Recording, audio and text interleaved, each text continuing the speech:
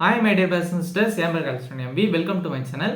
இந்த வீடியோவில் நம்ம என்ன பார்க்க போறோம்னா டிப்ளமோ இன் நர்சிங்கோட அப்ளிகேஷன் எப்போ ஆரம்பிக்க போகுது, பேராமெடிக்கல் டிகிரி கவுன்சிலிங்கோட சேர்த்து ஆரம்பிக்குமா இல்லை செப்பரேட்டாக ஆரம்பிப்பாங்களா?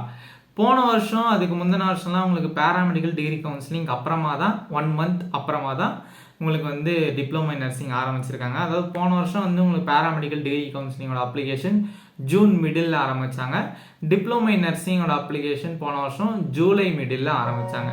இது வந்து உங்களுக்கு கிட்டத்தட்ட உங்களுக்கு ஒரு 1 வீக் டைம் இருக்கும். போன வருஷம் வந்து ஜூலை 17 ஆரம்பித்து உங்களுக்கு ஜூலை 26 வரையும் உங்களுக்கு டைம் இருந்துச்சு டிப்ளமோட நர்சிங்கான அப்ளிகேஷன்.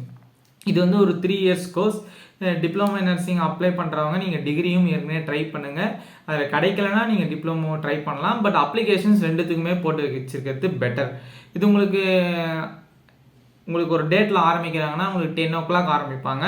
உங்களுக்கு 1 வீக் கழிச்சு லாஸ்ட் டேட் 5 PM வரையும் உங்களுக்கு அப்ளிகேஷன் டைம் இருக்கும்.